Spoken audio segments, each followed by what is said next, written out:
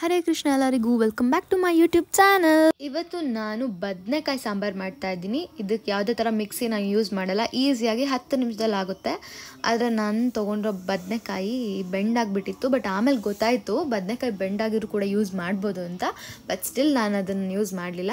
ಬದನೆಕಾಯಿ, ಕ್ಯಾರೆಟು, ಈರುಳ್ಳಿ, ಟೊಮ್ಯಾಟೊ ಈ 4 ತರಕಾರಿ ಹಾಕ್ತಾಯಿದ್ದೀನಿ. ನೀವು ನಿಮಗೆ ಯಾವ್ದು ಇಷ್ಟ ಆಗುತ್ತೋ ಆ ತರಕಾರಿನ ಹಾಕ್ಕೋಬೋದು.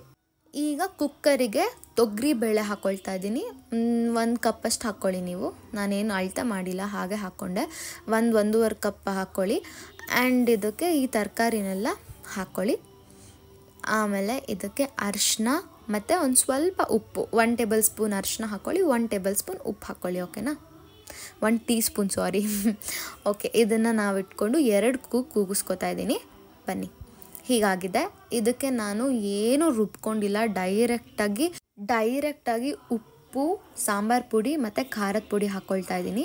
ನನ್ನ ಹತ್ರ ಕ್ಯಾಮ್ರಾ ಸ್ಟಿಕ್ಕೆಲ್ಲ ಏನೂ ಇಲ್ಲ, ಹಾಗಾಗಿ ಸ್ವಲ್ಪ ಕಷ್ಟ ನಂಗೆ ವೀಡಿಯೋ ಮಾಡೋಕ್ಕೆ. ಹಾಕ್ಕೊಂಡು ನಿಮಗೆ ತೋರಿಸಿದ್ದೀನಿ. ಆ್ಯಂಡ್ ಬೆಲ್ಲ ಹಾಕ್ಕೊಳ್ತಾ ಇದ್ದೀನಿ. ನಾವು ಬ್ರಾಹ್ಮಣರೆಲ್ಲ ಬೆಲ್ಲ ಇಲ್ದಲೆ ಅಡುಗೆನ ಮುಗಿಸೋದೇ ಇಲ್ಲ, ನಮಗೆ ಅದೊಂಥರ ಉಪ್ಪು ಥರ ಬೇಕೇ ಬೇಕು.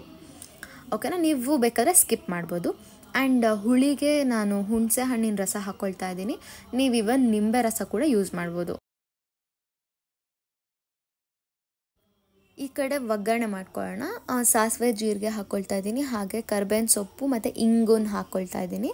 ಆ್ಯಂಡ್ ಇವಾಗ ಇದನ್ನು ಟ್ರಾನ್ಸ್ಫರ್ ಮಾಡೋಣ. ಸ್ವಲ್ಪ ಹುಷಾರಾಗಿ ಹಾಕ್ಕೊಳ್ಳಿ, ಸಿಡಿಯೋ ಚಾನ್ಸಸ್ ಇದೆ ಮತ್ತು ಕೈ ಬರ್ನ್ ಆಗ್ಬೋದು.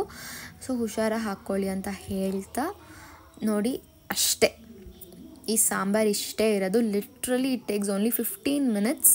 ನೀವು ಕೂಡ ಟ್ರೈ ಮಾಡಿ, ಹೇಗಿದೆ ಅಂತ ಕಮೆಂಟ್ ಮಾಡಿ. ಇಷ್ಟು ಸವಿಯಾಗಿರೋ ಸಾಂಬಾರನ್ನ ಸವಿಯೋ ಟೈಮ್ ಇವಾಗ. ನೋಡಿ ಎಷ್ಟು ಚೆನ್ನಾಗಿದೆ ಅಂತ. ನೀವು ಕೂಡ ಟ್ರೈ ಮಾಡಿಬಿಟ್ಟು ನನಗೆ ಹೇಗಿದೆ ಅಂತ ಕಮೆಂಟ್ ಬಾಕ್ಸಲ್ಲಿ ತಿಳಿಸೋದ ಮರಿಬೇಡಿ. ಈ ವ್ಲಾಗ್ನ ಇಲ್ಲಿಗೆ ಎಂಡ್ ಮಾಡ್ತಾ ಇದ್ದೀನಿ. ಈ ವ್ಲಾಗ್ ಇಷ್ಟ ಆಗಿದರೆ ಲೈಕ್ ಮಾಡಿ, ಶೇರ್ ಮಾಡಿ, ಕಮೆಂಟ್ ಮಾಡಿ, ಹಾಗೆ ಸಬ್ಸ್ಕ್ರೈಬ್ ಮಾಡಿ. ಜೈ ಹಿಂದ್.